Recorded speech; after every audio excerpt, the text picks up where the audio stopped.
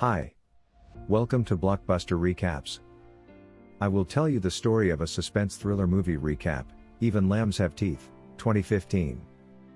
Now sit back, relax and enjoy the movie. The story begins with two best friends, Sloane and Katie, hanging out with their other friends.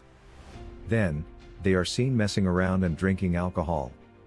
Later on, Sloane goes to Katie's house. The girls plan to go to New York for a shopping trip, but they have no money since they have recently graduated from school. So, they decide to go and work on an organic farm to earn the extra cash next. Next, we are introduced to Katie's uncle Jason, an FBI detective. Jason picks the girls up from home and offers them a room for the night. He shares the house with his long-term girlfriend, Gemma. The following day Jason drives the girls to a bus station so they can go to the farm. Before leaving them, Jason asks Katie to message him daily so he knows they are safe. He also tells her to use a code text at the end of every message if something happens to them. They agree to text the code Apple. The second message would be anything beginning with the letter B. Girls are waiting for the bus at a nearby cafe when two handsome boys arrive. Jed and Lucas approach them. The girls seem happy to mingle with the boys but don't give away their real names. Soon after the boys learn of their plan to work on the organic farm for a month to fund their shopping trip, they offer them a ride to the farm, but Katie isn't comfortable with the idea. However, Sloane convinces her, and they leave in the pickup truck together. On their way to the farm, the girls become worried when they notice Jed passing the road that leads to the farm. The girls are very concerned and ask him where he is going. But he tells them to relax. They will soon find out. Jed and Lucas then pull up outside their family home and introduce the girls to their mom, who gives them a warm welcome. The girls are so relieved and are invited inside for lunch. As they tuck into the homemade pie, Katie messages Jason with the secret code telling him everything is fine, but soon after, the girls start to feel strange and lightheaded. They are horrified as the realization that they have been drugged, and quickly try to escape. In the next scene, the girls wake up chained to a shipping container with only their underwear on. There are two containers, one for each girl, as they are kept separated. When they shout out for help, Jed appears and tells them it's useless calling out as they are in the middle of nowhere. We then see a guy named Boris turn up. He inspects the girls and retrieves Katie's phone. When he realizes the girls have lied about their names, he threatens Katie and tells her that they will be punished if she lies to him again. After reading Jason's message on the phone, Boris replies using the code Apple to assure Katie and Sloane are safe. Unfortunately for them, his girlfriend Gemma reads the message instead. Later that day, a local sheriff Andrew arrives at the scene and pulls out a gun. The girls are so happy to see the police officer. At first it appears as though he's going to arrest Jed and Lucas, but surprisingly he starts laughing, fooling the girls. We then learn he's also a part of the team. Andrew gets excited and says he can't decide which one of the girls he wants first. He finds them both very attractive. Jed offers him both of the girls, but Andrew tells him that he will take one at a time. This is where we learn that the boys are making a living from operating a prostitution ring. In the next scene, Andrew is seen leaving Katie's container as he zips up his trousers. Sloane then goes in after to check on Katie. Katie is absolutely broken by what has just happened to her, while Sloane tries to comfort her. Back at the house, Gemma tells Jason that Katie messaged saying everything is okay. When Jason goes over the message, he notices that the code Apple has been used again. Gemma tells him to relax and says the girls are probably busy and have forgotten about the rules, but Jason feels like something is wrong. Later that day, another man smoking a cigarette arrives at the scene and chooses Sloane to have his time with. Inside the container, Sloane spits on him, but the man slaps her hard in the face and burns her with his cigarette. Katie and Lucas are outside the container, and they hear Sloane scream. Next, Jason calls the organic farm to check on the girls, shocked to hear that the girls never turned up. That day, Gemma plans to introduce Jason to her family, but Jason apologizes and tells her he needs to make sure the girls are okay and leaves, leaving Gemma very disappointed. Back in the forest, the girls hear a strange sound. Jed and Lucas quickly cover the girls' faces with a black rag before a man wearing a pig mask approaches that making animal noises. The man chooses Sloane and forces her into the container, slamming the door shut behind them. After some time, he leaves, and Katie runs in to check on her. Sloane is terrified and very hurt. In the following scene, Jason is at the police station filing a missing persons report when Sheriff Andrews greets him. Jason explains to Andrew that Katie and Sloan never showed up at work, and the secret code was not used in the text message. Andrew assures him he will look into it and will report back on any information he finds on their whereabouts. Next, Boris approaches Katie saying she shouldn't have lied to him about the code. We learned that the sheriff has informed them of Jason's visit and told them everything. Boris then pulled Jed to the side and explained that the FBI would be coming around to check the place.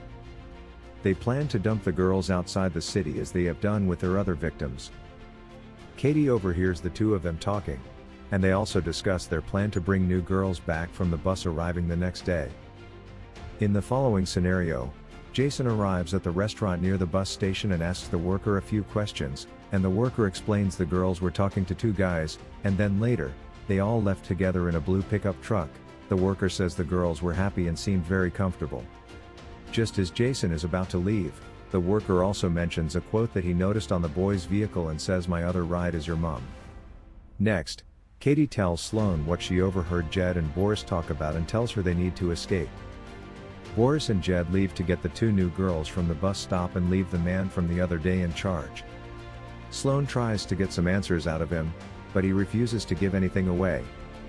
Finally, Katie has a plan and tries to seduce him. As she gets close to try and kiss him, she bites down hard on his neck as she can. The man is taken by surprise, bleeds out, and eventually dies. The girls quickly untie themselves and hide just minutes before Sheriff Andrew arrives on the scene. He is disappointed to see the cigarette man's corpse on the ground, and while he's distracted, the girls jump into his car and drive off. While going, Katie and Sloan passed by two girls waiting for a ride. Knowing the guys plan to torture and abuse them, they decide to intervene directly. They drive to the nearest store to buy tools to use as weapons. Meanwhile, Jason is seen at the car insurance company and learns that the pickup truck belongs to Boris. He manages to get his home address and makes his way there. At the same time, Boris arrives home but doesn't notice Katie and Sloan. Katie throws a metal object with nails sticking out toward his face. The girls throw several more toward him. Boris drops to the floor and passes out. Later on, when he regains consciousness, he is horrified to find that he has been strapped to a table. He begs the girls to let him go and offers the money. Instead, the girls take the cash but brutally torture him before taking his life. Not before long, Jason arrives at the scene, shocked to find Boris's body. He quickly heads back to the police station when he sees the girls leaving in the pickup truck. Back at the station, Sheriff Andrews says there's no luck in finding the girls so far. Jason decides to call Katie's phone again.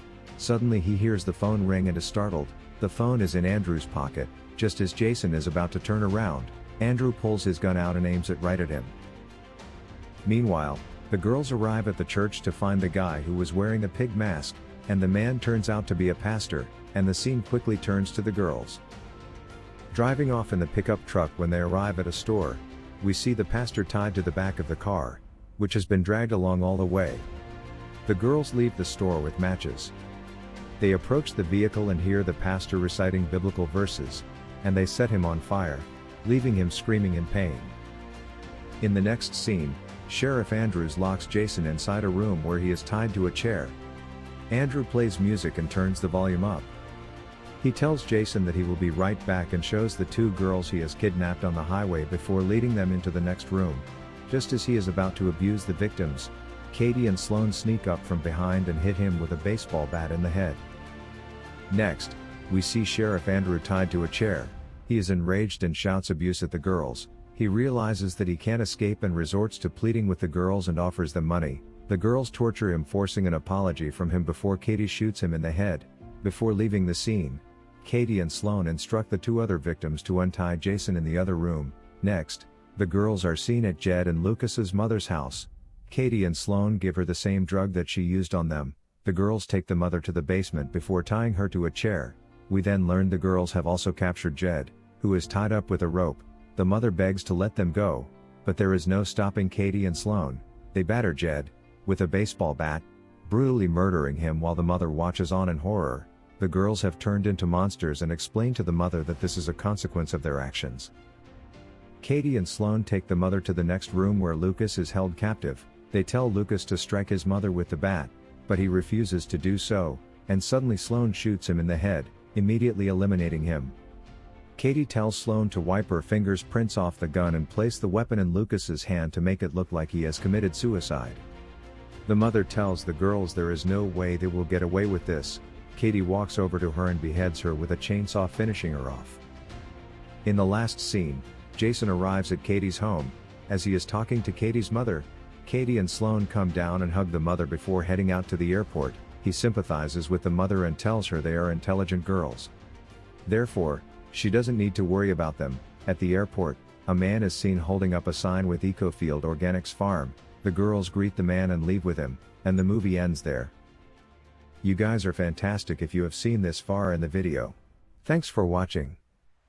If our blockbuster recaps amuse you, please remember to ring the notification bell and the subscribe button. I'm grateful.